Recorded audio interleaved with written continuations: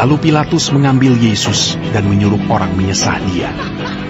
Prajurit-prajurit menganyam sebuah mahkota duri dan menaruhnya di atas kepalanya. Mereka memakaikan dia jubah ungu dan sambil maju ke depan, mereka berkata, "Salam, hai Raja orang Yahudi." Lalu mereka menampar mukanya. Pilatus keluar lagi dan berkata kepada mereka, "Lihatlah, aku membawa dia keluar kepada kamu, supaya kamu tahu bahwa aku tidak mendapati kesalahan apapun padanya." Lalu Yesus keluar, bermahkota duri dan berjubah ungu. Maka kata Pilatus kepada mereka, "Lihatlah manusia itu." Ketika imam-imam kepala dan penjaga-penjaga itu melihat dia, berteriaklah mereka, "Salibkan dia! Salibkan dia!" Kata Pilatus kepada mereka, "Ambil dia dan salibkan dia, sebab aku tidak mendapati kesalahan apapun padanya."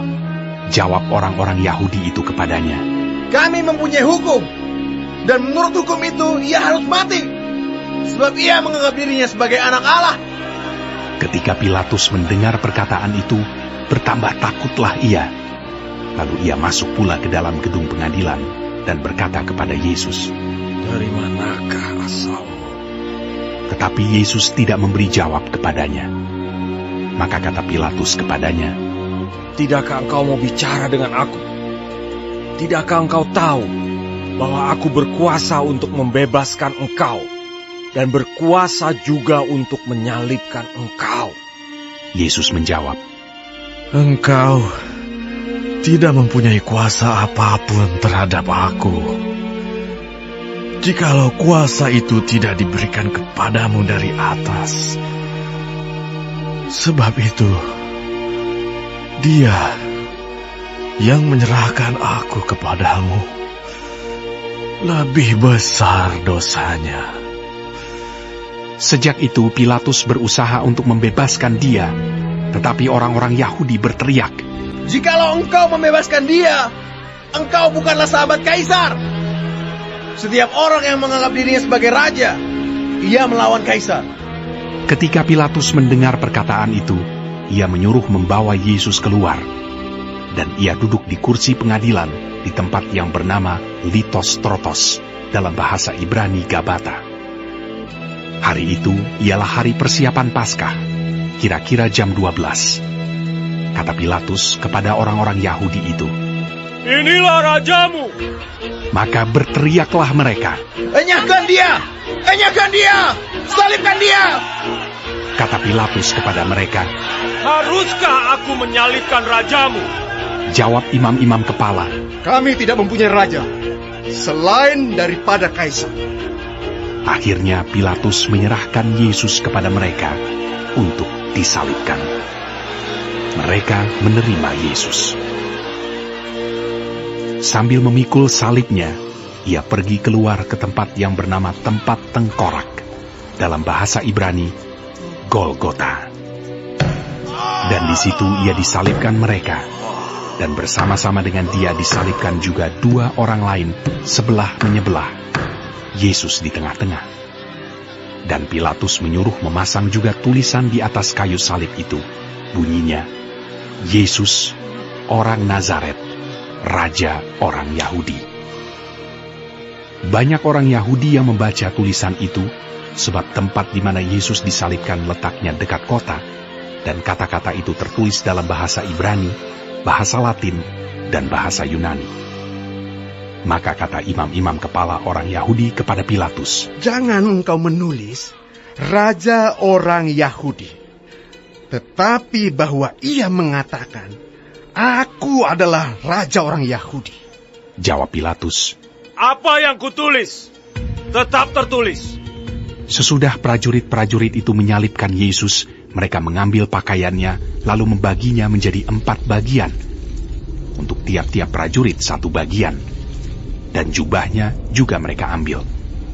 Jubah itu tidak berjahit, dari atas ke bawah hanya 1 tenunan saja.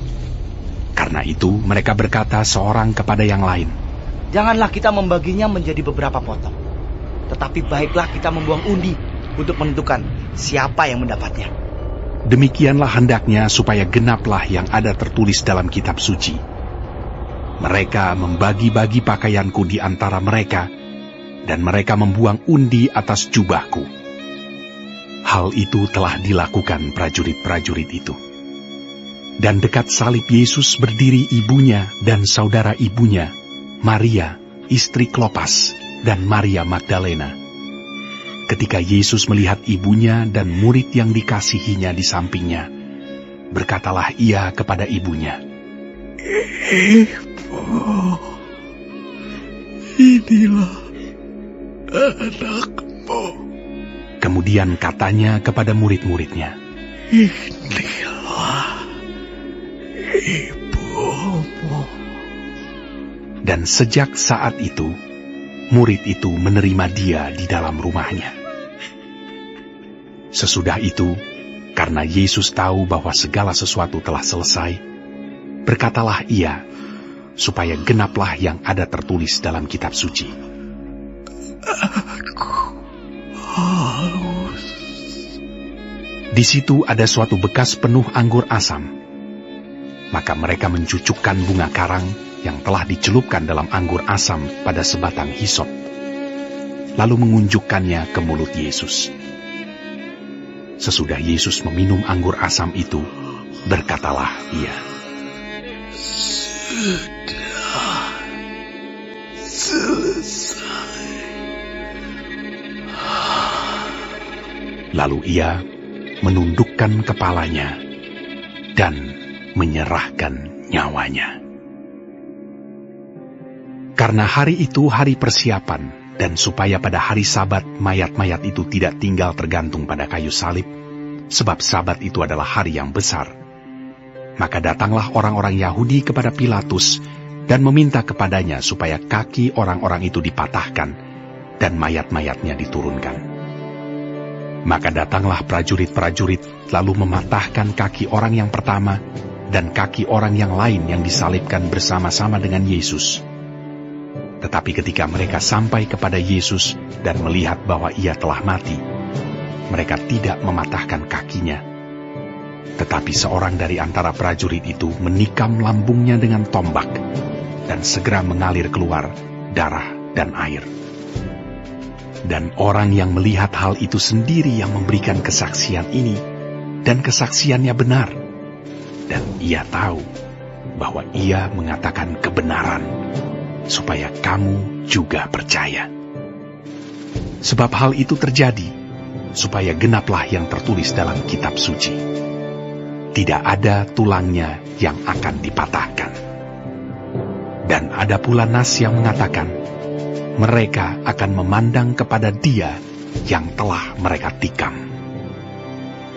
Sesudah itu, Yusuf dari Arimatea, ia murid Yesus, tapi sembunyi-sembunyi karena takut kepada orang-orang Yahudi, meminta kepada Pilatus supaya ia diperbolehkan menurunkan mayat Yesus.